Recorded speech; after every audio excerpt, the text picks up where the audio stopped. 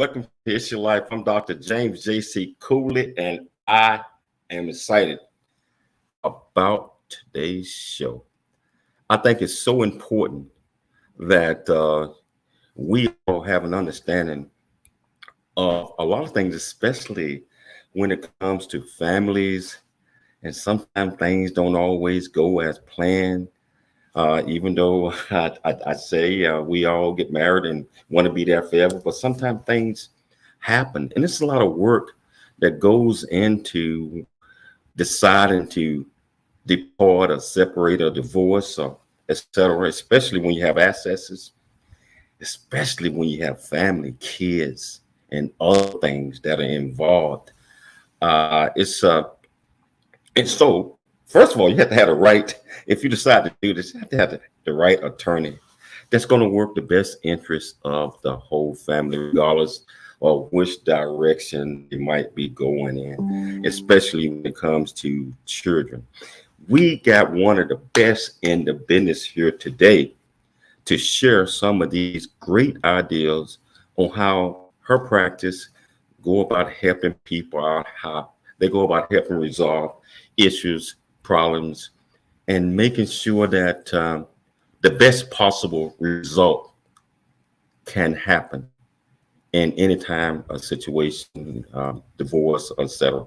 So I'm gonna talk about that a little bit in a minute, but I have to bring on my absolutely fantastic co-host who does most of the heavy lifting here, my beautiful wife, Michelle. How are you doing today, Michelle? Doing great. I would say I'm really excited and very just eager to hear this guest explain, family law and the different situations and the different cases they come across. A lot of people, and unfortunately, realistically, these things happen, separation, divorce, child custody, asset allocation. These things are a reality in today's world. So it's going to be very interesting to hear it from an expert family law attorney. Wow. So I cannot wait to get this thing started. But listen, audience or viewing audience, wherever you're watching it at, if you're watching on E360 TV, hooray, hooray, Facebook, YouTube, LinkedIn, Twitter, wherever you're watching this, if you want to be part of the conversation, go to the comments on whichever you're watching it on. And in the comments, because we're coming in from StreamYard, you can ask and be part of this great conversation with this great attorney that we get ready to introduce shortly. So join in on the conversation, ask any questions that you may have of her, or just say hello. And I'll make sure that I put it up on the screen, everybody see it, and we'll get you some answers. Michelle, can you please introduce the title of the show, the purpose of the show, and after that, introduce this absolutely fantastic guest. Yes, the title of today's show is called The New American Family. And the purpose of the show is getting to know attorney Bonnie A. Rabinovitch-Mantel, talk about the topic of blended families, the breakthrough of the American family, successful split, and children lives matter. Bonnie Mantel. Bonnie is a multifaceted dynamo with many talents that make her truly an asset to her clients. She is a passionate, aggressive attorney who has handled many complex matters for her clients. She was born and raised in Montreal, Canada, where she graduated from McGill University Law School with honors, distinction, and 2 law degrees. Bonnie was published twice in a prominent Canadian law journal. And aside from her numerous distinctions, Bonnie has 2 business degrees in marketing and entrepreneurship, which she also received from McGill University in Montreal. Bonnie's passion has always been the law since 2006 as an attorney in family law. She is fluent in 2 languages, but can speak 4. Her depth of experience and educational background makes her uniquely qualified for her work in family law and able to handle the most complex of cases. She brings a humorous approach to even the toughest situations, and her clients love her dedication and personal attention. When Bonnie's not at work, she enjoys hiking, working out, and spending time with her family. She's been married for 19 years, and she has 3 wonderful children who are her pride and joy, and the main reason she brings such passion to her career. The James Cooley Show, It's Your Life, E360 TV proudly presents Bonnie A. Rabinovitch-Mantel to the show. Welcome to the show, Bonnie. Welcome to the show. How you doing today? I am doing wonderful. Thank you, Dr. Cooley and Mrs. Cooley, for having me on your show. That was a wonderful introduction, other than the fact that now I'm married 21 years, so I'm getting on in that. Everything else is pretty much the same, other than I'm getting older as I get. Well, I tell you, we all, I don't like to use that word older. I say we're becoming more seasoned, if you will. I'm just getting better, Dr. Cooley. I am not. So Bonnie, you grew up in Montreal. Can you tell us a little bit about growing up in Montreal and, some of the role models that you had? Sure. Montreal is an amazing place. I go back a lot because my family is still there. My mom is 90 and she's still there, and my sisters as well. It is very different than the United States because we are not a melting pot. So you can actually, the thing I miss the most is the food, because you can actually get like real Italian, real Chinese, real, home foods. And so I do go home quite often just to eat, just to really eat. So what brought you to the United States? Well, funny story. I met my husband when I was 17. So that was 112 years ago. And we met in Florida. I was still living in Montreal. I was a teenager, and he was living actually in California. And we ended up getting married to different people. And I got divorced after 3 years. He got separated, and he reached out, and the only number he had was my ex-husband's. So he called it, and my ex-husband called me and said, "Look, I know this man was your first love. He called you." So he called me, and I told him I wasn't interested because he had 2 kids and was going through a divorce, and I didn't want any part of that. And he came to visit me, and as soon as I picked him up at the airport, I knew I was in trouble. 3 months later, I packed my crap. I left my law firm. I grabbed my dog, and I moved to California with the naive idea that I was going to just slip into this family and help raise 2 children. Naive, very naive. I've learned a lot since then. I liked your stuff. You just packed up all your stuff and just hightailed it to California. You are a successful family law attorney. What made you, or who or what inspired you to get into law? Well, to get into law, I've been an attorney since I was about 4. I think I got out of my first spanking from my parents by talking them out of it. So I've been an attorney forever. But what got me really to change and to go into law was I was running my father's business, and I was miserable. And a girlfriend of mine said, "You've always loved law." And I was like, "But I'll be 33 by the time I finish law school." And she was like, "You're going to be 33 anyway. You might as well pick something you really enjoy to do for the rest of your life." So I went to law school, and I fell in love with it. And I originally was in Canada doing medical malpractice law. When I came here, I saw my husband and what he was going through in his divorce. It didn't make sense to me. And then I started reading up, and I needed a job when I moved here, and I became a paralegal for a family law firm. And it happened like that. Wow. So so what about, so I understand, and you explained about, became a paralegal. So seeing what your husband was going through, did that inspire you to really focus on family law?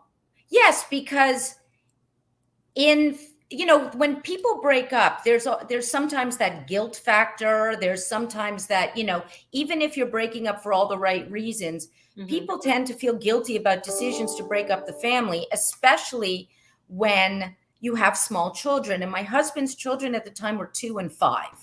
And he was more so the one who was home taking care because he was a music DJ. So his work hours were overnight. So he was home.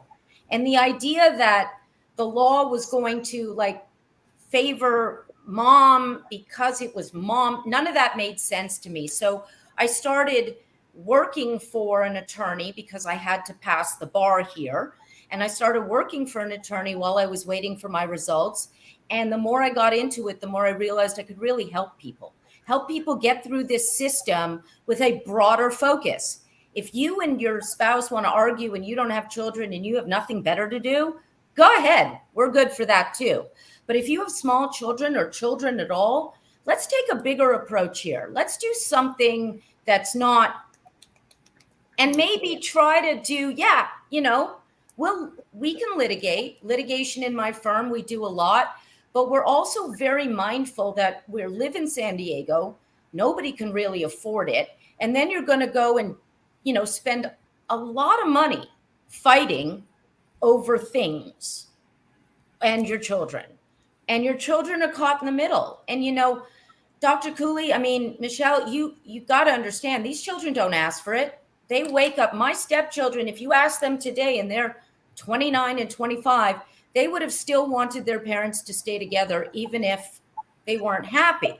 So they don't choose the breakup and they don't choose where they get to live.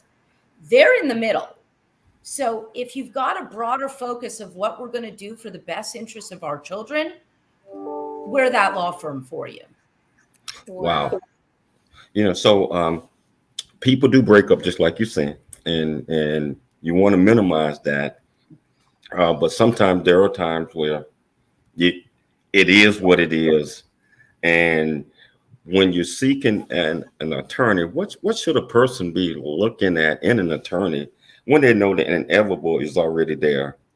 And you really do want somebody who will try to settle some of the issues. I understand, Dr. Cooley, that, there may need to be this a little bit because there's certain things that you can't just agree on. So there may need to be some litigation, and we're really skilled at that. But the best attorney will say, okay, you've got 9 issues. 3 of them we can resolve. Let's try to resolve those so that when you're going to trial, it's less of an event. We don't necessarily then need a 5-day trial. Maybe we only then need a 1-day trial. I'm sure you can realize the expense differential if you're doing that. So you want an attorney who's going to consider your pocket. There are a lot of attorneys out there, unfortunately, who only want to line their pockets, right? There's bad in every field. You want an attorney who's competent. And I know that sounds funny, but you want to read up and do these people take their continuing law education seriously? Do they know the current status of the law? How often are they in court? Do they know the judges? Because all of that does make a difference. So you want them to be mindful of your finances. You want them to understand math, especially if they're doing things like support and asset division. And you want them to actually care about your children. Well, absolutely right. And it's kind of hard to find a lot of those type of attorneys because, again, in one's professional, most people want to make money, but you have to be in it for helping people and making sure that you help resolve as many problems as you can peacefully without costing a whole lot of money because it is expensive in San Diego. Sure. And anyway, Yes, it is a business. We provide a service. You need to be paid for your service. But I know everybody at my firm, we would rather have 100 clients at $5,000 a piece than 1 client at $200,000. We don't want to get to know your children as they grow. You should not have to need an attorney in the middle of you forever. At some point, and I say should, and should is that bad word because it creates expectations that people can't fill. But the point of us is to help you through the process and get you to a place where you and your ex-spouse are able to be in the same room for events. Dr. Cooley, I often ask my clients, what's the opposite of love? Hate. Unfortunately, absolutely not. Because if you hate, It is such a strong emotion. It is still tied to that connection with the person. The opposite of love is indifference. When you no longer care, you want them to be well, but you no longer care about the day-to-day, what they're doing, why they're doing it, who they're speaking to. That is your saving grace to get out. You're right. You know, we're going to hold these thoughts because we got to take a station break, got to pay the bills. But we're going to come back. And if you want to be part of this great conversation, it's already heating up. It's already heating up. Be a part of this. Go to your questions, ask her any questions by going to the comments, and we'll get them on. And I tell you, we'll be back shortly after the break. It's Your Life. I'm Dr. James J.C. Cooley. We'll be back shortly.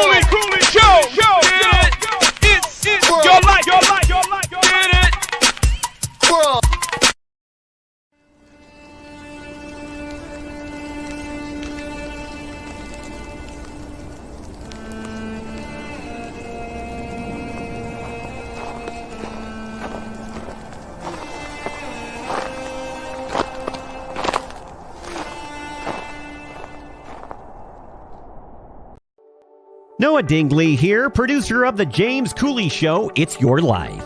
And the new audio version of James' book, Country Boy, City Boy, A Journey That Ain't Over Yet, is a must-have. James shares his true life story of struggle and success in America. It's both a cautionary tale and a roadmap to achieving the American dream. Get the new audio version of Country Boy, City Boy, A Journey That Ain't Over Yet by James Cooley on Amazon.com or wherever audiobooks are sold.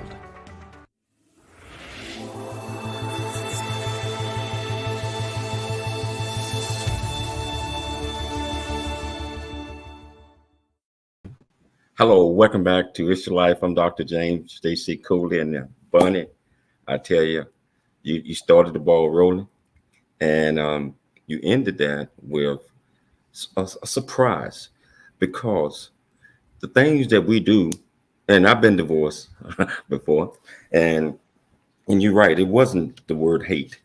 It's you want them to be happy, and you don't want to be a part of the thought process because it gets into your head. But especially if kids are involved, you know, you want them to be as happy as possible and at peace as possible, because that gives you peace because you got children involved.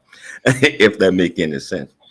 You know, let's talk a little bit about your firm, a little bit about your firm that you work for, that you're part of, and let's talk about. I see you said all your staff have all been through the system and etc. Let's talk a little bit about that. Sure. So I have an amazing team that work for me at Primus. Amy West is on her second marriage. She has stepchildren. She completely understands. She also is married to a military member, so we understand that as well. I have other staff, Corinne, who's also been part of the system. She is also often appointed as minors counsel. So when people can't get along, or there's so many issues where the judge doesn't know which parent is or is not fit, they often appoint an attorney for the children. And all of my attorneys are often appointed. I also have Kimberly Sewell. Her parents are also divorced. She has several, half brother and sisters. And so she too has been through the system. We're all in it in the sense that we understand it from the inside out, because either we ourselves have been divorced. Like I said, I'm on my final marriage.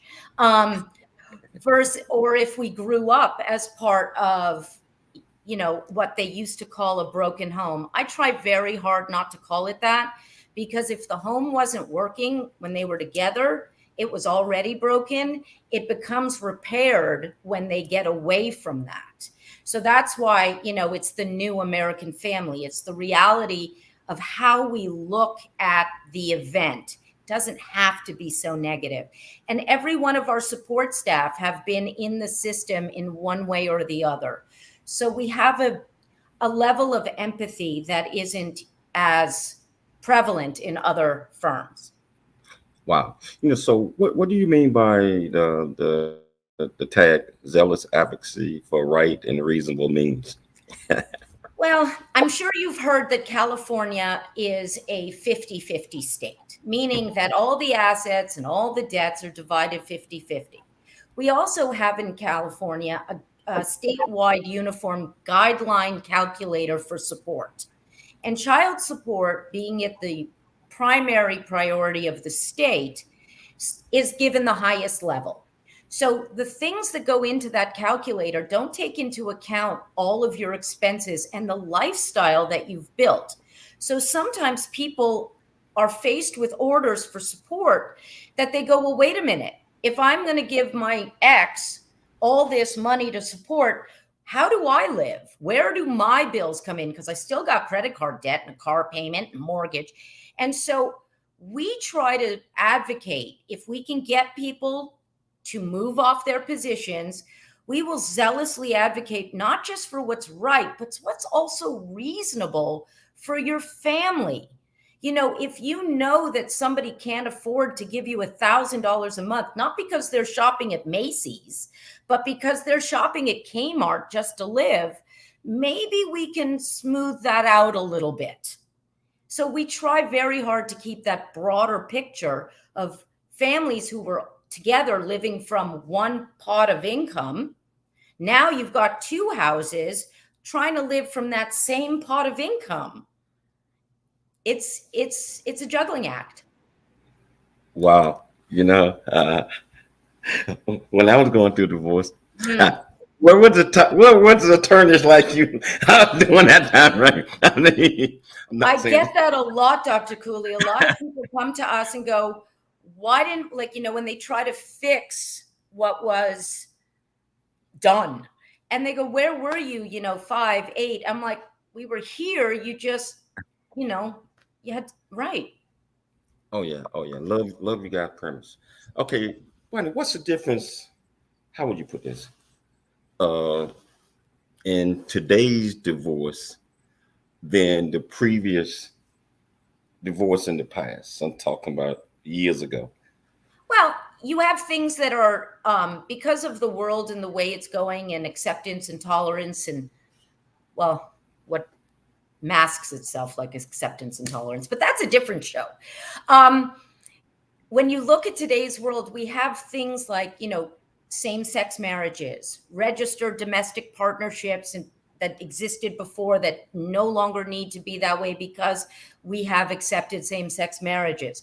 And, before there was things like, I know your mom had many, you had a lot of children. There were a lot of different dads there. So back then it was a paternity action, right? Because we were always trying to understand who the dad was. But today that's not the issue. You have two moms. So we don't call it paternity anymore because that is biased. We call it parentage, because you, as a parent, you could be either mom and mom or dad and dad, or however that works. What's also interesting today is you can have more than one parent. More than two parents. You can have mom and dad, and then they break up, and you have stepmom and stepdad, and they all want rights, and they can get rights. And so now you have laws that are evolving to allow for 3 or 4 parents, and how that's going to work with support and visitation. You also have things today that we didn't have before, like stock options and, restricted stock options, and how those get divided, which we didn't have in so many years before. How about electronically stored information? Dr. Cooley, when you get divorced now, not that you would, Michelle, I'm not doing that. When when people get divorced today, they're often given a letter that says you cannot delete any electronically stored information. So you can't delete your Facebook posts where you call her all sorts of names or you call him all sorts of names, because that's tampering with evidence. Your text messages, your emails, all of that becomes part of what we do today, which we never did before. Wow. I mean, the way that you explain that is so clear now, because many of us do not think about all the different options. And I understand why you call it the American blended family mass. I mean, all these different types of things, because there are so many scenarios that could potentially be involved in a marriage. And so I want to talk about that a little bit more, because just like you mentioned, mom could be two moms, or could be two dads, whatever parenting that is. Have you had many cases where same-sex marriages, divorces, with the person and the kids are involved? How does that typically? I'm just trying to get an understanding. How does that work? It works the same way. We don't consider it different if you're two moms, two dads, or a mom and a dad.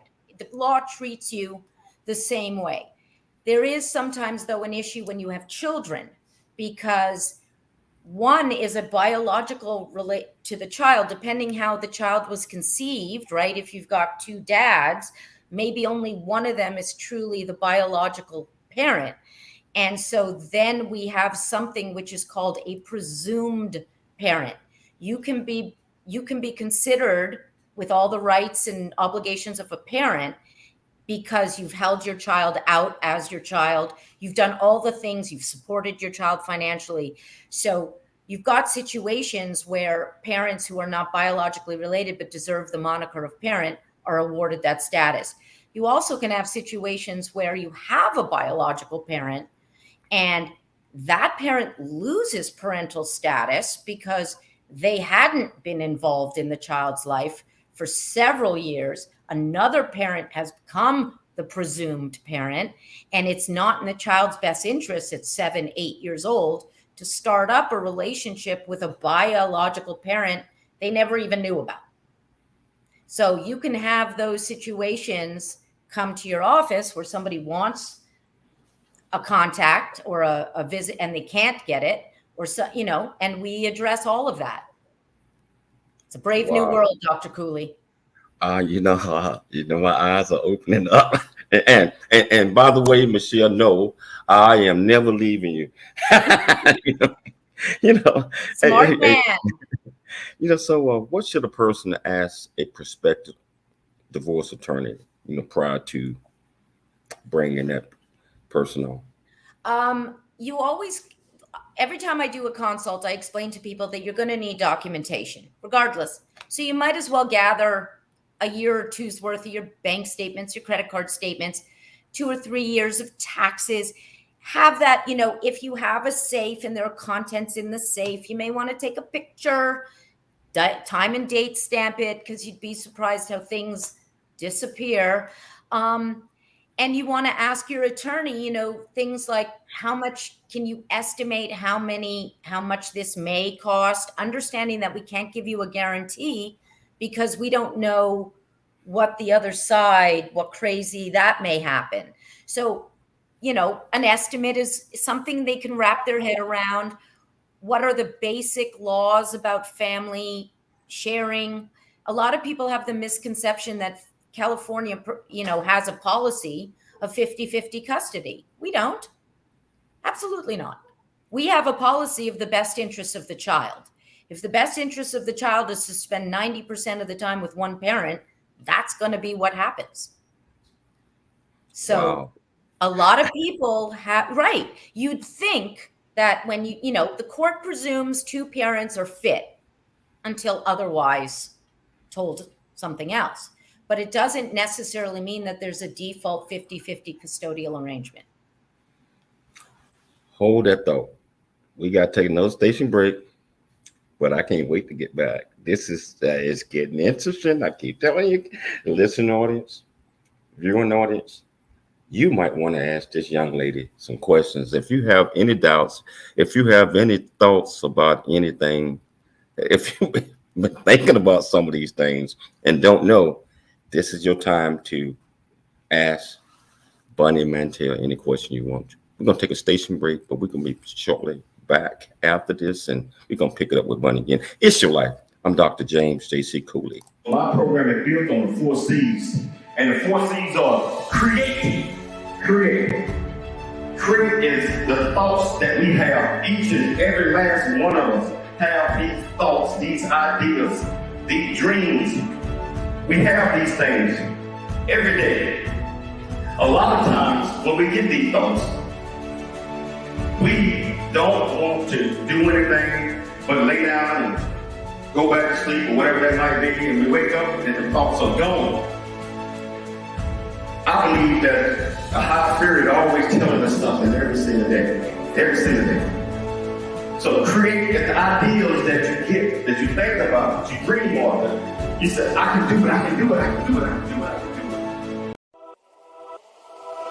do it. Welcome to E360 TV, the live streaming and on-demand destination for influential voices and enlightened audiences.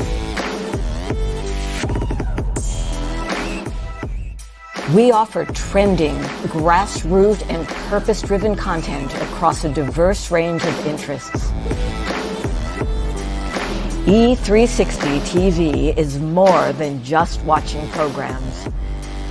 We offer the ability to interact with live shows connecting audiences to real, authentic influencers and storytellers while streaming to millions of devices.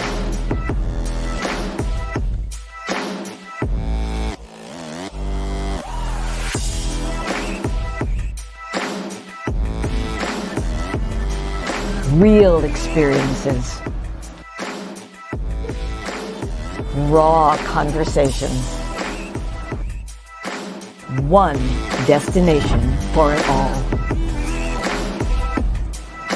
E360 TV.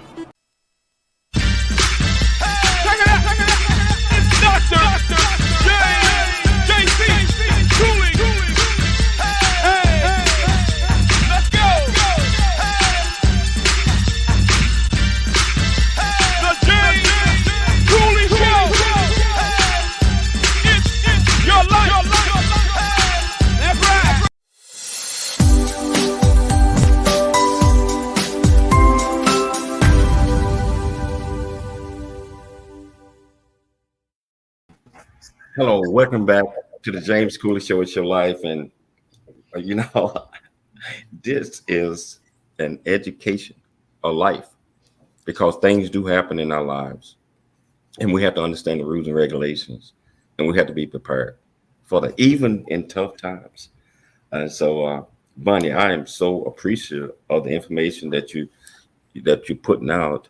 I'm talking about, because we have people who have daily things are changing their lives, and they really need to understand this information. So if you want to be part of this great conversation, again, I'm going to continue to tell you, go to the comments and ask Bunny any questions that you might want to. You know, Bunny, now we was finishing up, you was giving points and tips on things that is probably a suggestion that if you're thinking about talking to an attorney that you should have. Can you pick that up again? And also, can you tell me about this? What is a gray divorce?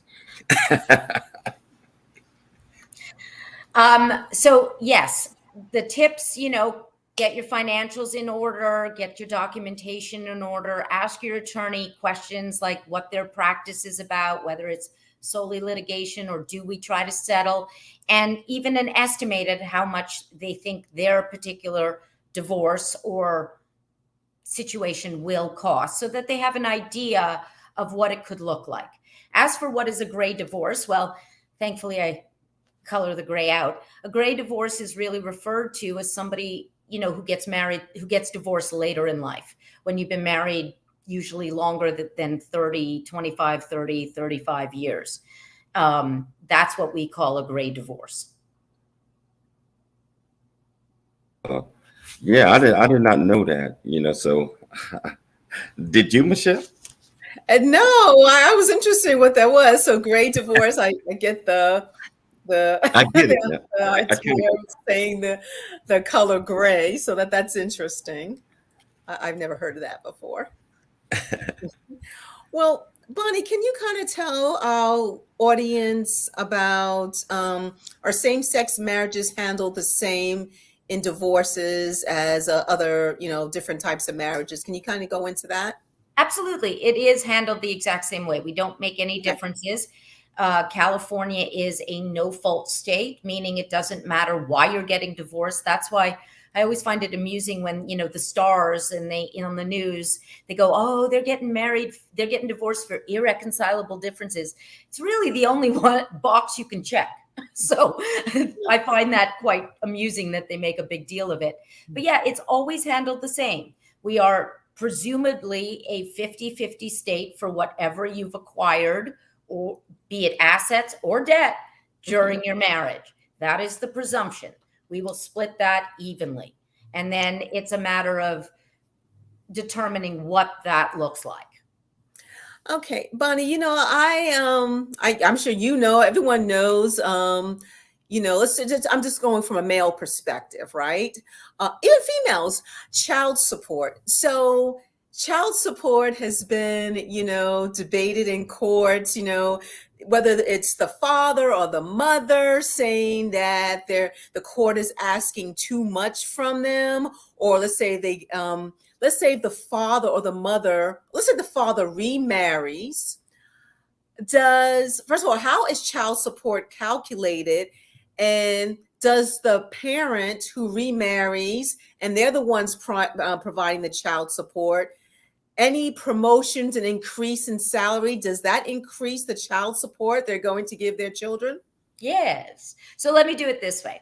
Child support in California is based on a statewide guideline. I mentioned that before. The guideline is a formula, a mathematical formula that very few people can do. So what they've developed is a program. We all have the program, the courts have the program. And what goes into it is how much time you spend with your children, how you file your taxes, whether it's head of household or single or that kind of thing, your gross income, not your net income, your gross income, and certain allowable deductions. Like if you own a home, there are certain, the mortgage interest and the property taxes and your health insurance. There are a few other things that go in there, but those are the bulk. The number is then spit out as to what you owe in child support. Mm-hmm. So there's a difference. Your children are entitled to your success as you become more successful. So yes, if either parent is the payer of support, if all of a sudden they get a raise, and the other person finds out about it, because understand, the court is not checking, right? I have to say it that way, because the court is not going around and going, Dr. Cooley, you got a raise. Now you got to pay more in child support. They're not doing that. What they're doing is waiting for somebody to file a motion. So if your ex, because your kids are going to talk, if your ex all of a sudden sees that you went from driving I was going to say a Yugo, but that's how old I am. You're driving, a Toyota Corolla, and the next month you're driving a Cadillac, he or she may think there's been a change in your income, and they're allowed to ask. There's a form that allows them to send it out and say, hey, show me the money. And if you are making more, they file a motion and the court will say, yes, ma'am, sir, you're making more, your kids get more. And then every one of them say to me, but why do I have to give it to her or him? And how do I know that they're paying it, they're giving it to the children? The court don't care. So once all you are doing is paying it to the other person for support of the children. If that person wants to go and spend it all on jelly beans, you can't do anything about that. So that's child support. Wow. Wait a minute. I got a question. Go ahead, finish, Bonnie. It's a little different than spousal support, which we can talk about. So yes, ask about our jelly beans. Well, I got a scenario for you, because this happens a lot. Dad's paying child support. He remarries, right? Him and the new wife have a joint business together where they're getting income, right? Mm-hmm. And dad, he's getting income. The ex finds out about it. Does child support factor in the current wife's income with her husband, or they're just saying, the court looks at, oh, you have a venture with your current wife, we're going to take half of what you're making and apply it and increase the child support? Ding, ding, ding. Very nicely done, Mrs. Cooley. Mm-hmm. So yes, if you remarry, your wife's income don't matter. I have had a lot of fun of doing that in, my house. Mm-hmm. Your wife's income doesn't matter if you're remarried, or your new husband's income doesn't matter at all. They are not responsible for the children you had before. So get over that. But if you do have a business together and you're making a profit or whatever, a K1, don't get me started. You're making income, mm-hmm. half of that income can be ascribed to the obliger of child support and support re-evaluated. Absolutely. Well, hold on. We got to change the subject just a little bit, because I know, hey, audience, stay married, work it out, do what you can. So I want to change it to, let's discuss successful splits, and that children does matters when it comes to certain things like that, because it is going to be what it is as far as the payments. I mean, just like you said, that's a California law. And I guess it varies between state to state on how that calculation is done. So do children have a right to decide, or what age will a child have the right to decide which parent or which this or which that? Okay. So it's actually codified that the children have a right to a say. Okay. At 14, if several factors are met. They are, they're of intelligence, maturity. It's not, I want to go to mom because she has no rules. They have to be of a mature and understanding and able to make that presentation that makes the judicial officer understand that they understand their best interests. But that's just to say, we don't let 14-year-olds decide. Could you imagine the world? I mean, right. So they get to have input, and doesn't mean they're going to court to testify. Okay, that is a last resort. We don't want to put children on the stand to testify against one or the other.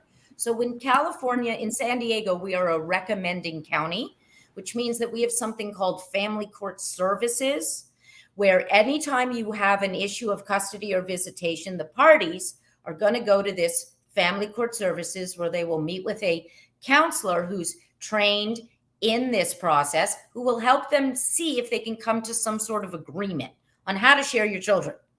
And if they can't, this person will make a recommendation as to what they believe is in the best interest of the child. So imagine that. You get somebody who's a stranger, who spends an hour with you parents, and I don't know if you know any women, but we often don't let our men get any words in, edgewise. So they spend an hour with these people who may not get all their points across, and then they go and make a recommendation to our judicial officer, who only sometimes has 20 minutes or 40 minutes to hear your matter. That leaves a lot of your children's lives in strangers' hands. We don't like that. But that's the way it goes if you can't agree. Goes back to right and reasonable. What are we going to do to share our children so we don't leave it up to a judicial officer who doesn't have the time to get to know you like you know you?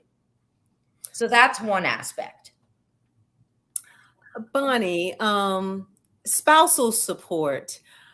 back in the day, it was always the women who was getting spousal support, a long time ago. But now you hear like even the celebrities or whoever, the husband's asking for spousal support, and the woman gets offended. It's like, okay, you're the gentleman, you're the man, that's not right. So if you got two people, they're divorced, they're getting a divorce, they're able bodies, they're able to work.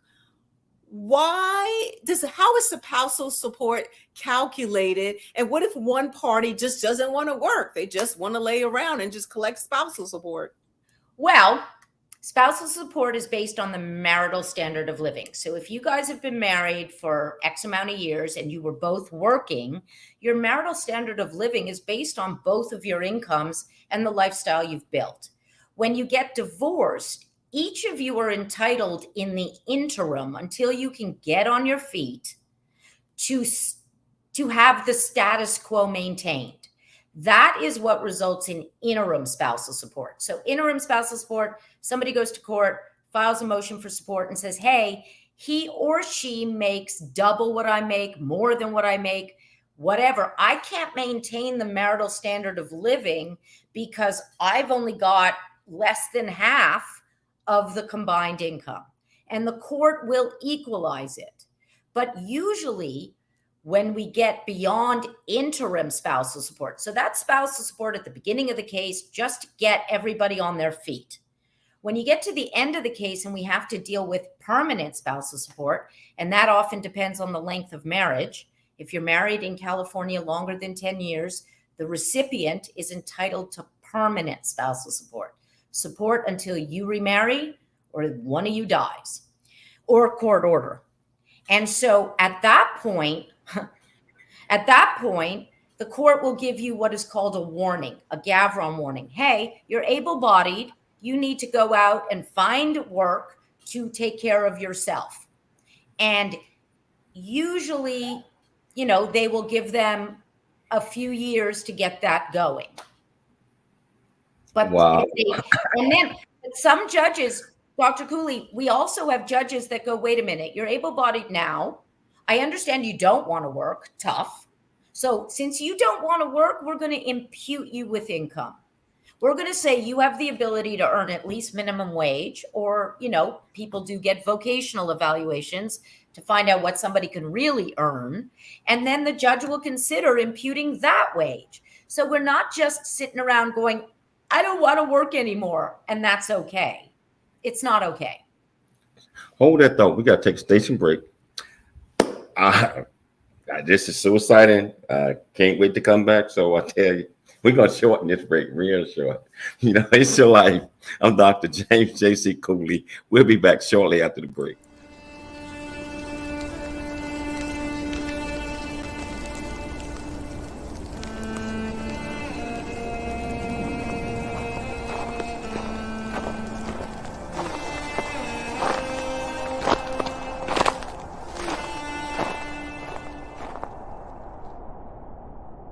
Hello. Hey, I'm James Cooley. I am the founder and CEO of the J.C. Cooley Foundation, Options, Opportunities, / Choice Program. Our primary mission is to help build a foundation of our youth and young adults and communities. And we encourage everyone to dream big, think big, and be big at everything you do. And the way that you do that is, first of all, you got to believe in yourself. You have to believe in yourself. You have to know that you are here for a purpose. You also have to be able to step out your comfort zone and do things that you probably didn't think that you can do. Dr. James J.C. Cooley Show.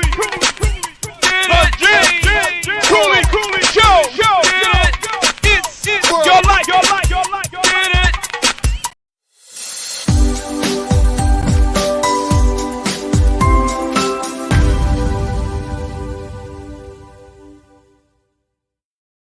Wow, this is so fantastic and it's so educational.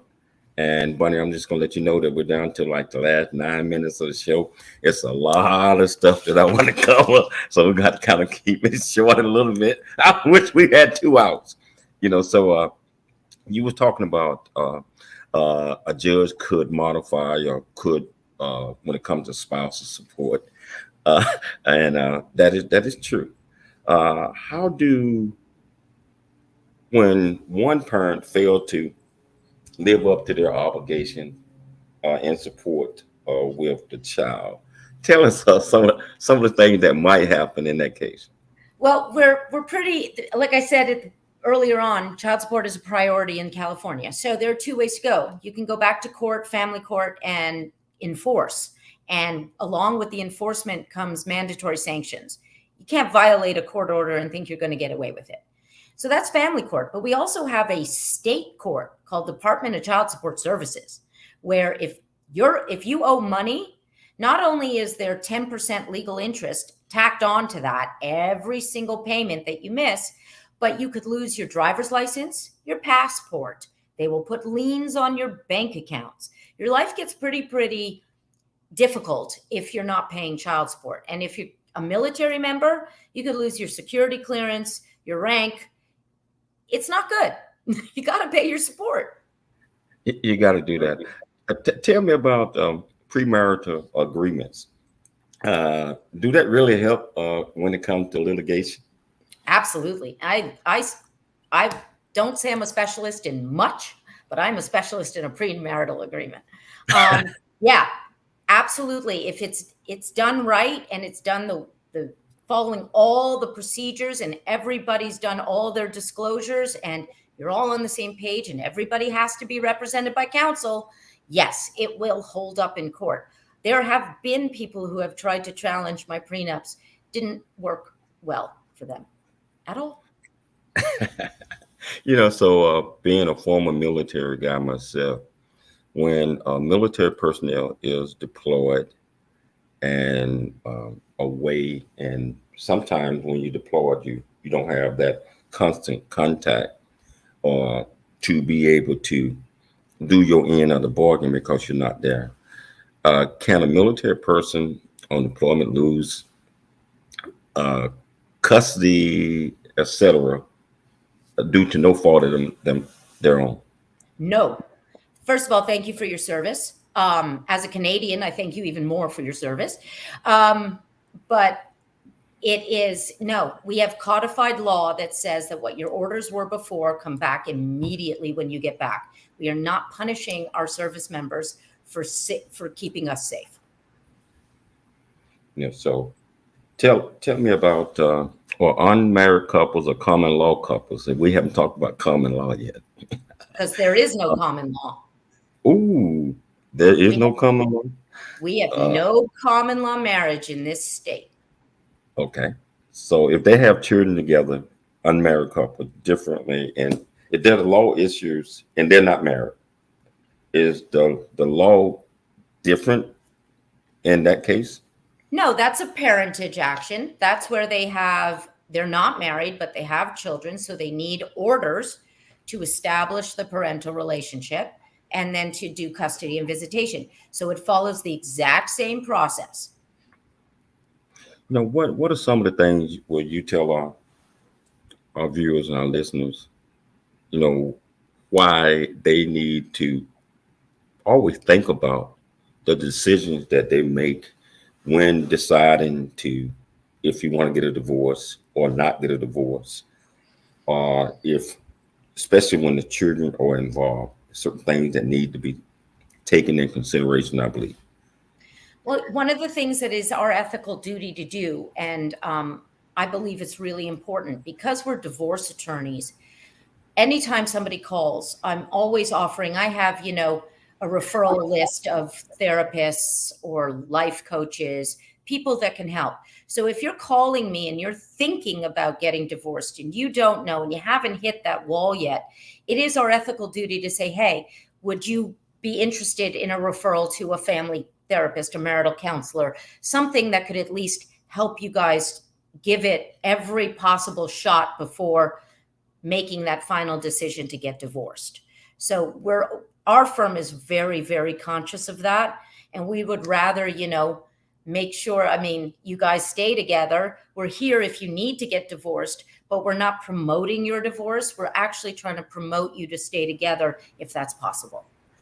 So what are some of the other things that make your firm different than most others? Because I can tell just by chatting with you that you guys are very ethical and seem like you care about your clients. So can you tell us a little bit more, 1 minute or less?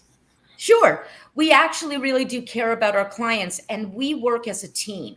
We're not individualized. If attorney A needs help with a case, we jump on and we help. So you're often getting all of us, and we don't double charge you for all of that help. We're just working together as a team in whatever way we can to make sure our clients' needs are met. How can potential clients or that want to get in touch with you guys, or do they have to be in state, out of state? I mean, how can they get in touch with your law firm? Well, as long as your matter is in state, because we're only licensed in California, so you can be wherever. You can reach out to us at 619-574-8000. Milani, my executive assistant, will put you on my calendar for a free 30-minute phone consultation so we can see how and if we can help you with your matter. You can also go to our website at www.primusfamilylaw.com, and there's an info sheet that you can fill out that gets sent to us, and we'll set up that consult that way. Wow, Bunny, and I tell you from the bottom of my heart, this has been absolutely superb, outstanding. I want to thank Dr. Mantel for putting us in. Not related. We are not related.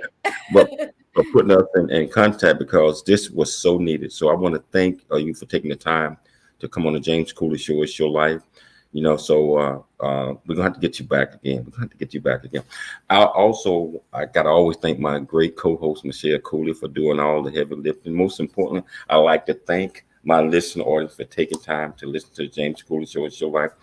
We'll be back Monday, same time, same place. It's your life. We'll see you next week. Thank you, Doctor.